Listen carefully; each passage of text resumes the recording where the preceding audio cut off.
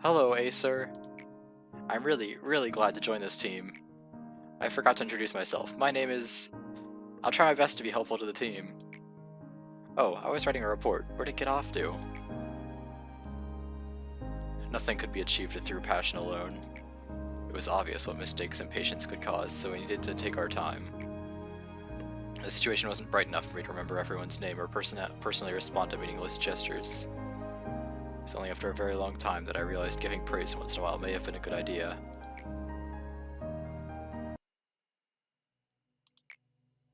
Is everything alright? You're so silly. I think you confuse us for humans from time to time. I feel like I had a real dream for the first time in a while. The other Sephiroth told me that I damaged the facility a lot. Have you ever felt it, Manager? The feeling of sailing the ocean without a map or any kind of guidance? The feeling of groping blindly through a vast darkness? It feels like I'm an island on that vast ocean. I work in the control team. Nobody knows how much pressure it is to be in a position to command everyone else until they've truly tried it themselves.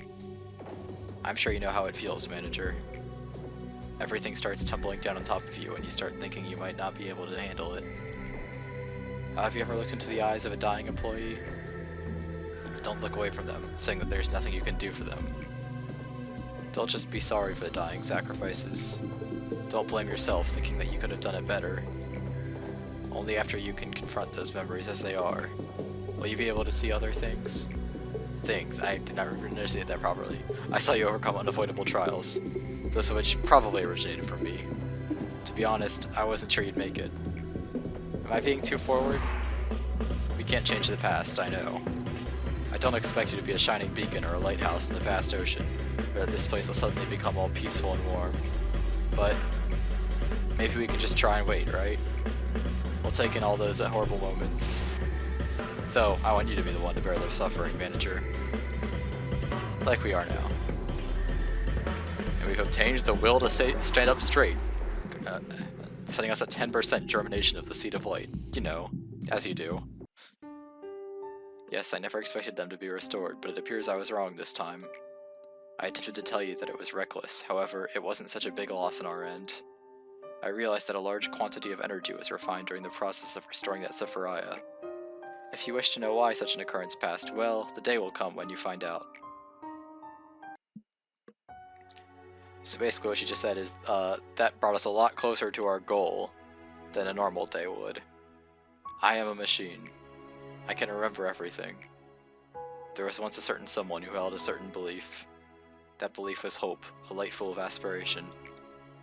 Proof that the world was not yet wholly beyond saving, a compass that guided people towards and along the path they should follow. A destiny placed upon them, meant to be carried since the beginning of time, a noble instinct forgotten by most people. That person warned us that we were slowly calling forth an inescapable disaster. That same person also told us that we are all losing something, and that we don't even know what it is we are losing. Not a single soul believed that story at first. Everyone was able to walk, see, hear, and speak. All disease had long since been conquered. Eventually, more and more people joined alongside the strong belief held by that person. In a place where history and promises were gone, it was a precious step. Although, it took a lot of time to conclude that the shell must be broken. Once the decision had been made, all seemed well. We have a choice between welfare team and disciplinary team. It took a long time for that to load for some reason. I'm making the game chug. Hooray for me. Welfare team is far worse in terms of upgrades than disciplinary, but you can't clear disciplinary's missions while doing meltdowns, so the choice is pretty obvious for me, because I'm trying to go through this kind of efficiently.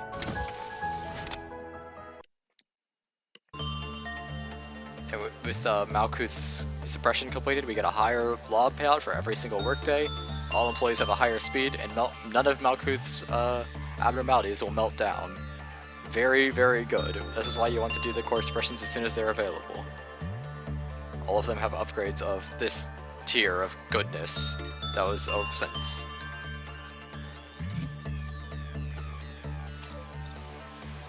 And of course, we are saving the facility as it is.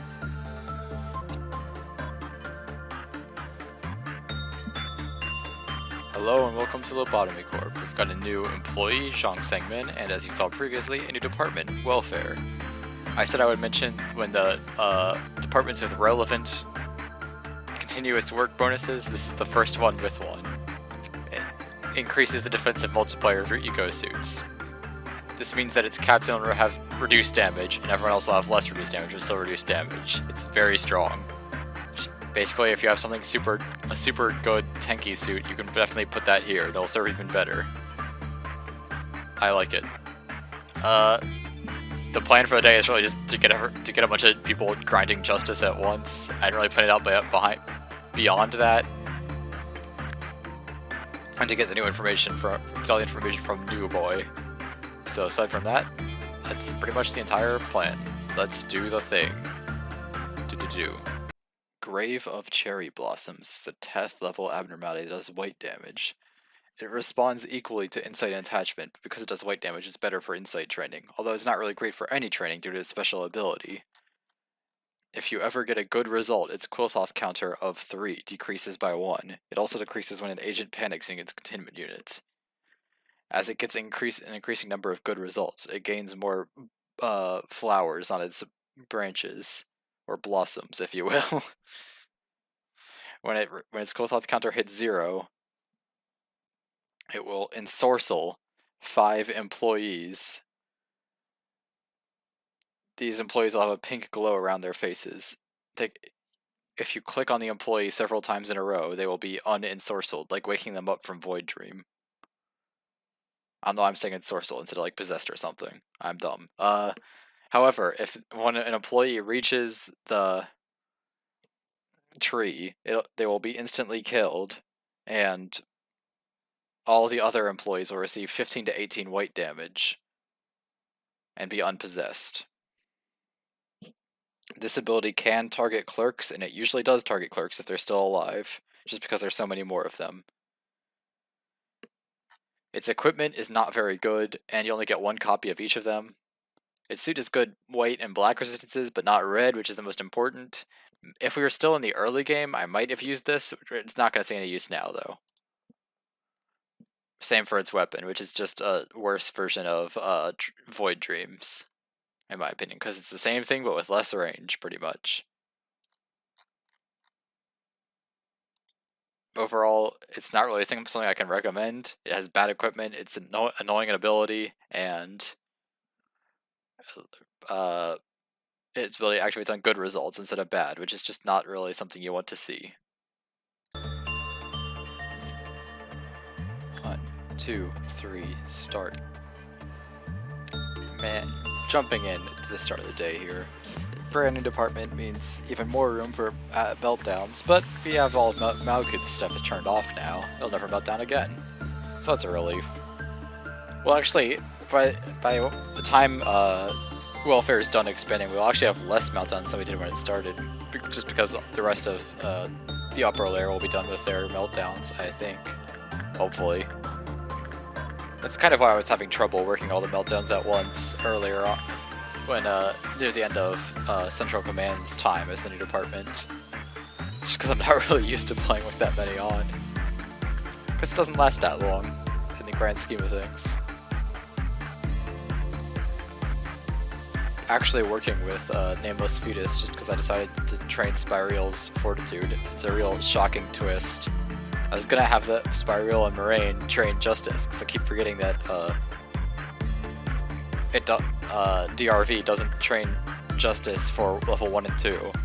I keep thinking it is the same at all the levels. It does not. It is 0% until it hits level 3, where it is around 40. We're having Eric work with Letitia, and new employee work with Scarecrow. This is just to get training done. It's important. We'll continue behaving this way during the meltdowns coming up. And Among Us is working with today's Shy Look. Among Us is wearing the anti-black armor, so I don't experience the incidents like I did with B earlier. It's not super risky to have Spiral work with Nameless Venus because their temperance is so high. there is still a chance that it could go off, but that is a chance I'm willing to take, apparently. Cherry Blossom, however, will be constantly going off today, as there is no way to get all of its stuff in one day without just having it constantly get good results.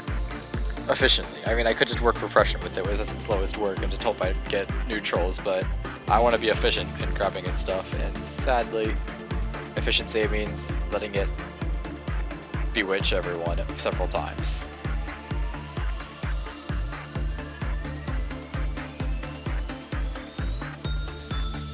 In other news, we have a lot of justice training going on at once here.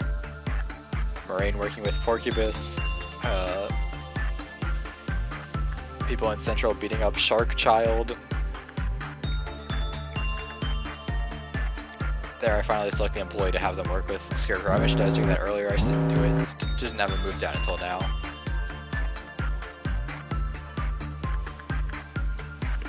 And conveniently, I have them moved down right before Scarecrow melts down. That was lucky. I haven't started cutting yet, even though I've kind of shown you the cycle for today, just because I want to show how I deal with Cherry Blossom's a special effect, which is which is almost triggered. That's what I was trying to say. I am bad at words.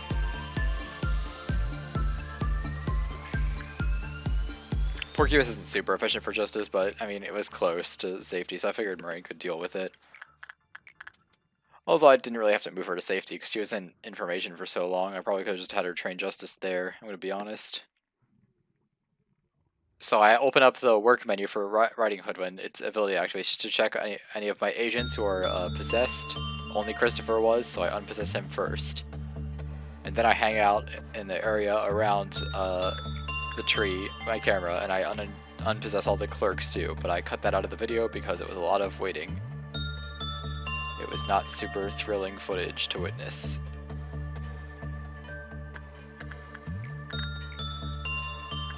It was just like that, over and over.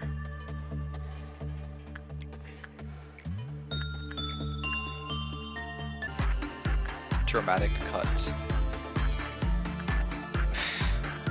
I just like saying that when the cuts happen. We had a purple noon today. We've dealt with them many times in the past. You know how they go by this point. I moved Mr. Black down to safety and had him work on DRV. I mean, as the captain of control, he doesn't really move out of there too often, so I figured it might as well take the opportunity while it exists to train him now that I remember he exists. I got all of Cherry Blossom's stuff, and I've just been training Justice, mostly.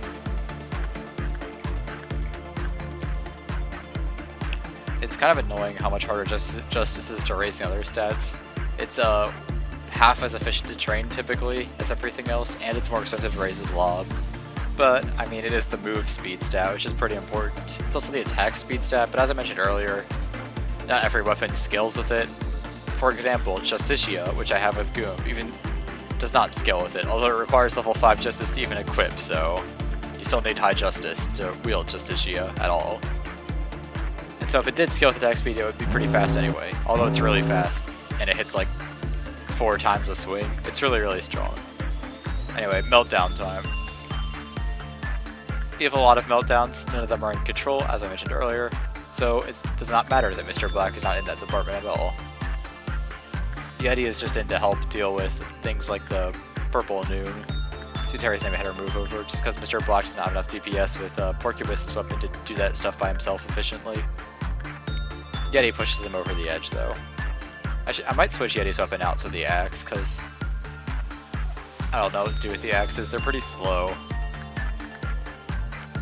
Now, I don't really like slow weapons, but Yeti does have level 5 Justice. Maybe he should be able to use it effectively. I'm not sure.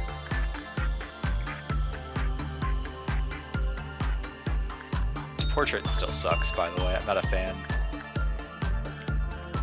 It's my diss track on Portrait from Another World. I'm having Yeti work with Soda Machine just because she's the closest one, and I didn't want to forget about it and lose like 25 energy. There's not really a penalty letting Soda Machine melt down. I just prefer not to let meltdowns trigger if I can. And since Old Faith no longer meltdown, we don't have to worry about losing energy to anything except Woodsman now. I'm still debating if I'm gonna do Hods or Yasad's next. The intended order is Malkuth and Yasad then Hod, but Hods is harder, and for reasons that'll become apparent in the next video, start of it, I might want to do that one before, as soon as possible. Malkuth is definitely a good one to do first, though, for the same reasons. It is just one that will typically take a while, just because you have to scout out for meltdown, for what the works are on each level. I mean, you could just try to get like a building just full of enough things that are safe to work for you to do the next mission efficiently during it, but there isn't a way to do that with still having good enough training and do everything at one loop. And also I'm randomly rolling, so it's kind of irrelevant anyway. I kind of wish you could do a meltdown today, because I would have definitely done Hods, but... Or Yasads, I still am debating, honestly. I think I'm probably going to do Hods, though. So expect the next video to be Hod Meltdown, unless I change my mind. This is where I do something really dumb. I have Eric work with Dream Current, and I go, oh crap, he has Lyticia's Gift. And I cancel the work. You do have a grace period with Lyticia's Gift. It's not instantly kill when you order the work, thankfully. That would have been a day reset right there, but Eric is fine. My good old buddy that I almost killed. Trying to get Among Us to have Shylock's Gift, but I just was not feeling generous today. It's weird considering how fast I gave it to some other people in training. I feel like pretty much a lot of people have it in this facility. It's turned off visually for most of them. I don't really like how it looks that much. But it was in Among Us's picture, so I felt like I had to do it. Anyways, this is the last set of works. I did it here, even though I could fit in one more, just because it didn't really feel like it. The end.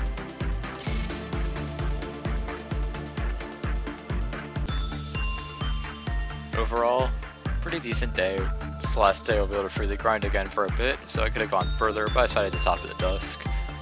We have some decent growths in Justice, Spiral almost capped Fortitude, just Justice all around mostly because I was focusing on.